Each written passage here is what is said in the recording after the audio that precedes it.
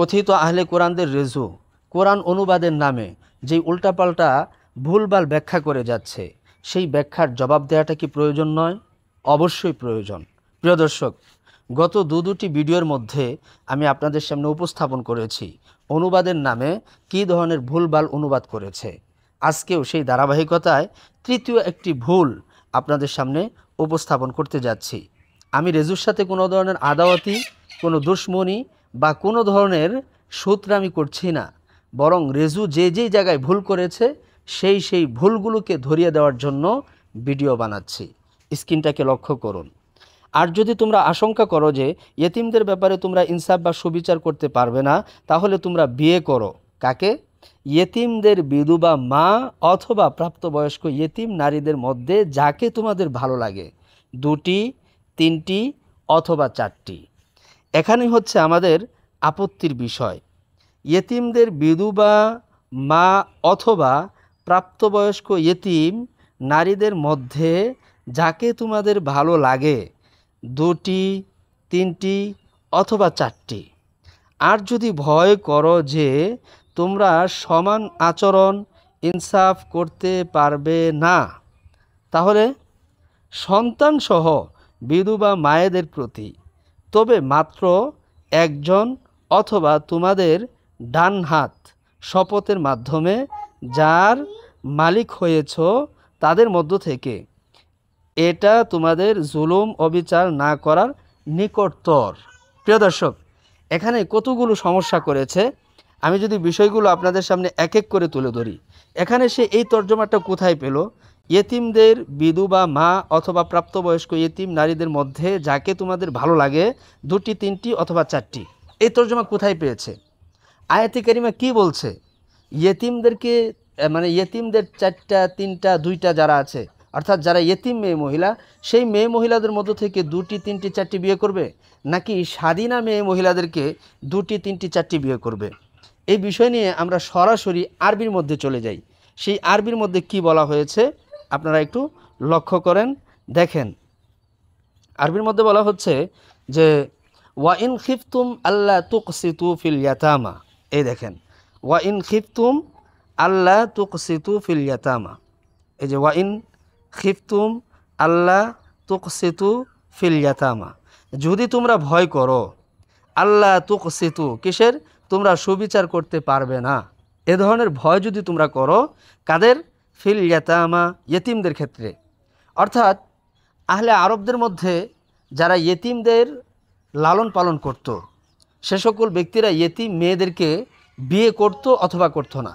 বিয়ে করত কাদেরকে? যারা একটু সুন্দরী, রূপসী, তাদেরকে বিয়ে করত এই উদ্দেশ্যে যে সেই ইয়েতিম যে সমস্ত সম্পদের মালিকানা হয়েছেন বা মালিক হয়েছেন, মালকিন হয়েছেন, সে সমস্ত সম্পদের মালিক হয়ে যাওয়া যায় তাকে বিয়ে করলে। তো তাকে বিয়ে করেছে, তো ওই মেয়ের একটা মহারানা আছে, এটা মেয়ের হক বা অধিকার, সেই মহারানা আর দিচ্ছে না। অথবা একটা ইয়েতিম মেয়ে, তার দেখতে শুনতে তাকে তেমন একটা ভালো দেখায় না, চেহারা ছবি ভালো না, সেই মেয়েটাকে নিজেও বিয়ে করছে না, অপরকেও বিয়ে করতে দিচ্ছে না। কারণ হচ্ছে অপরকে যদি বিয়ে দিয়ে দেয় অপরের কাছে, তাহলে এই মেয়ের যে সম্পদ আছে সেই সম্পদ নিয়ে তো মেয়ে চলে যাবে, এজন্য এই মেয়েটাকে বিয়ে দিচ্ছেও না।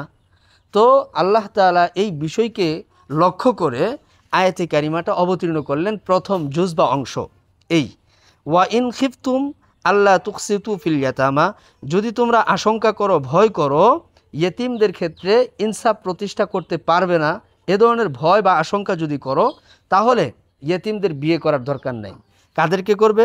ফানকিহু, তোমরা বিয়ে করো, মা তাবা লাকুম মিনান নিসাই, অন্য স্বাধীনা, দেখছেন ব্র্যাকেটে দেওয়া, অন্য স্বাধীনা নারীদের মধ্য হতে তোমাদের যাকে পছন্দ হয়, 2, 3, 4, এই যে মাসনা 2, সুলাস 3, রুবা 4, এই 4টা পর্যন্ত বিয়ে করতে পারবে। প্রিয় দর্শক, তাহলে আয়াতি কারিমার মধ্যে যেই তর্জমা আমরা দেখতে পেলাম, এই তর্জমার পুরাটাই চেঞ্জ করে ফেলেছে রেজু।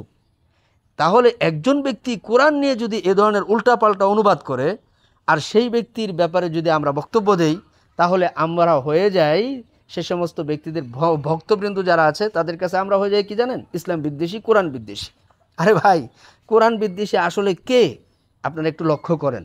সত্যটা দেখেন, সত্যটা বোঝার চেষ্টা করেন। এখানে কোরআন বিদ্বেষী কে হচ্ছে? আমরা হচ্ছি নাকি এই রেজু হচ্ছে বা রেজুর বক্তবৃন্দরা হচ্ছে? সেটা আমি আপনাদের কাছেই ছেড়ে দিলাম, কমেন্ট সেকশনে জানিয়ে দিবেন। প্রিয় দর্শক, তারপরে আমরা এই আয়াতে কারিমার সম্পর্কে বর্তমান যে আধুনিকতা, সেই আধুনিকতার দিকে তাকিয়ে আমরা চ্যাট জিপিটিকে জিজ্ঞেস করতে পারি। চ্যাট জিপিটি কী ধরনের তর্জমা করেছে সেটা আমি আপনাদের সামনে উপস্থাপন করতে পারি। আপনারা যদি আমার কথা যদি বিশ্বাস না করেন, তাহলে আপনারাও চ্যাট জিপিটিতে গিয়ে সার্চ করবেন সূরাতুন নিসার 3 নম্বর আয়াতে কারিমার মধ্যে কী ধরনের বিধানাবলী আছে, এই বিধানাবলীর শানে নুজুল কী, এই আয়াতে কারিমা অবতীর্ণ হওয়ার কারণ কী, চ্যাট জিপিটিকে জিজ্ঞেস করবেন। বাস, চ্যাট জিপিটি খুললাম খুল সবিস্তার আলোচনা করে দিবেন।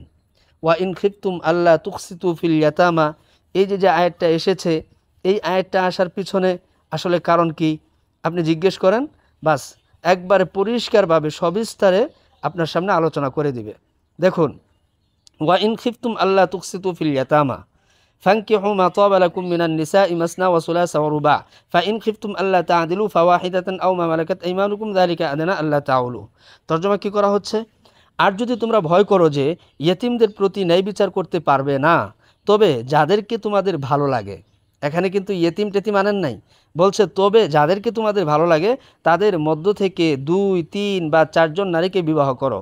আর যদি আশঙ্কা করো যে তাদের মধ্যে ন্যায় বিচার করতে পারবে না, তবে একজনকেই বিবাহ করো, অথবা তোমাদের অধিকারভুক্ত দাসীদের।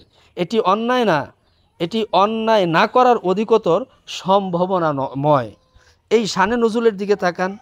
ইবনে আব্বাস রাদিয়াল্লাহু তাআলা আনহু ও আয়েশা রাদিয়াল্লাহু তাআলা আনহা থেকে বর্ণিত যে জাহিলি যুগে পুরুষেরা এতিম মেয়েদের অভিভাবক হতো, যেটা আমি একটু আগে আপনাদেরকে বলেছি। তারা এতিমদের দানস্বরূপ পাওয়া সম্পদের লোভে পড়ে তাদেরকে মহারণা না দিয়েই বিয়ে করে ফেলতো। মহারণা না দিয়েই দান সম্পদাদি পাওয়ার লোভে বিয়ে করে ফেলতো, কিংবা তাদের সাথে অবিচার ও জুলুম করত।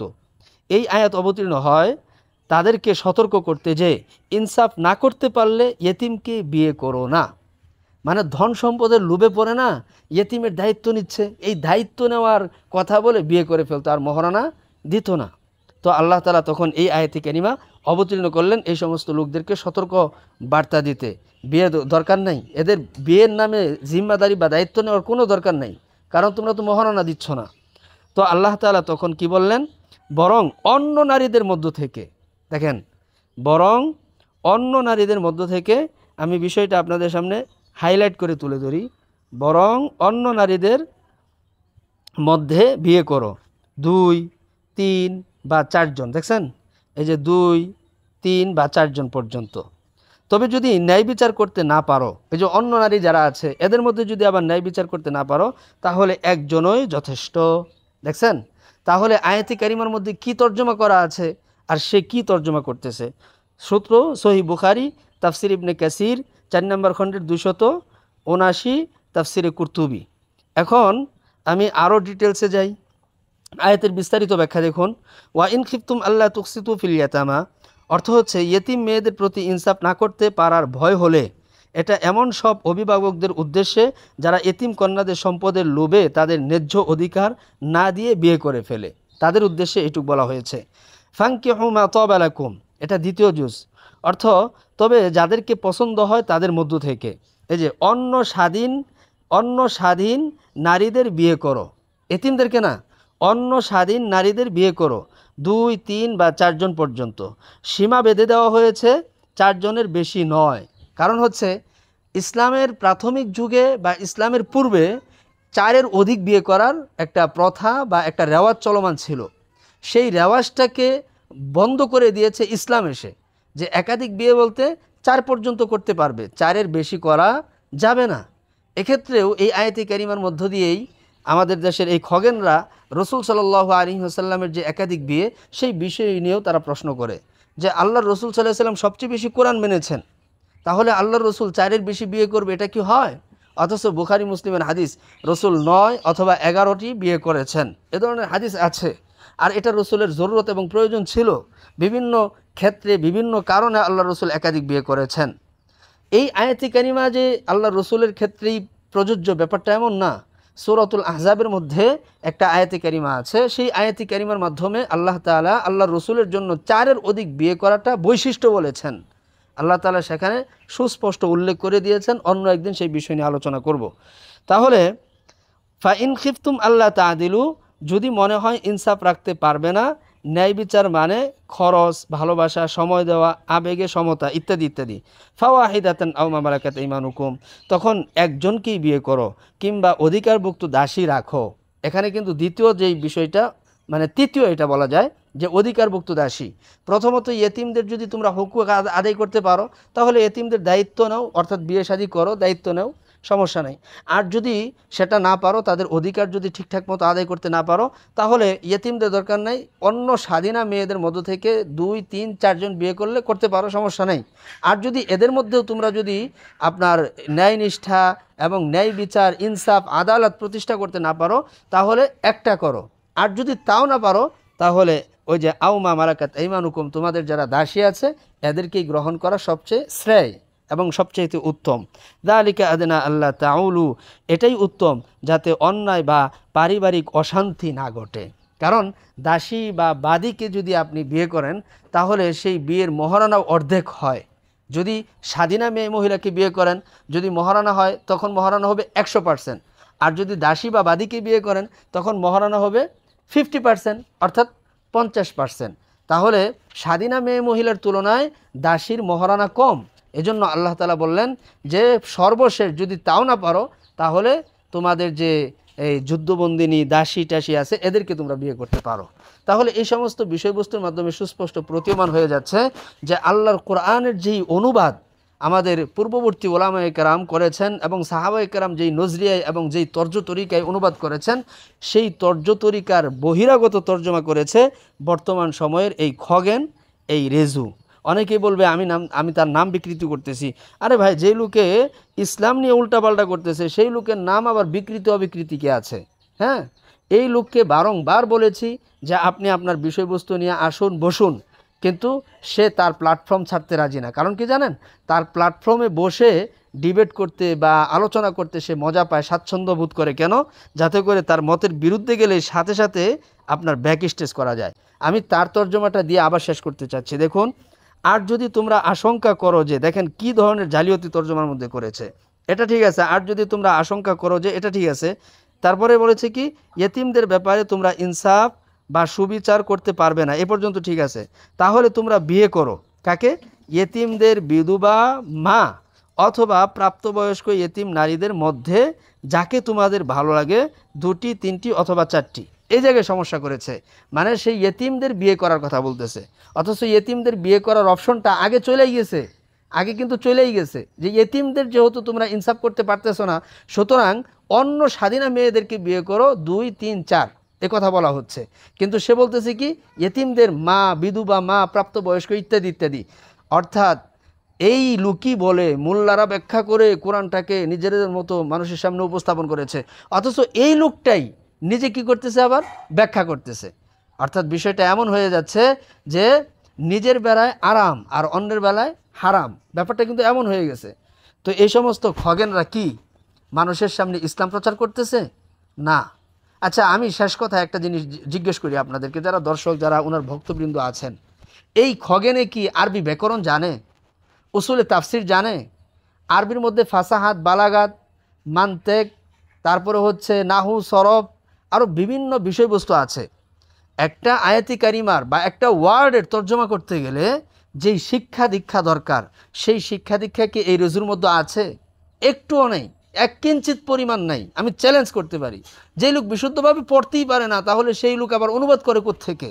প্রিয় দর্শক, অথচ এই লোক দায়িত্ব নিয়েছে অনুবাদ করার, আর অনুবাদ করছে। মানুষ তার ভক্ত, তার লাইভে গিয়ে মানুষ হুমড়ি খেয়ে পড়ছে, শুনছে। হ্যাঁ, গান বাদ্য বৈধ, প্রেম ভালোবাসা বৈধ, ইত্যাদি ইত্যাদি ফতোয়া দিচ্ছে, আর তার ফতোয়া মানুষ নিচ্ছে। প্রিয় দর্শক, শেষ কথা হচ্ছে এটাই, সত্যকে গ্রহণ করুন। আপনার বুঝ ব্যবস্থাপনা অনুযায়ী কোরআনকে চালাতে যায়েন না, কোরআন অনুযায়ী আপনি আপনার বুঝ ব্যবস্থাপনাকে চালান। ইসলামকে আপনার মতো করে চালাতে যায়েন না, ইসলামের মতো করে আপনি আপনাকে চালান।